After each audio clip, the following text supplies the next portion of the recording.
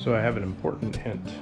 So I got a little carried away and I just started trimming all of these little standoffs without test fitting at first because they obviously looked like they were way too big.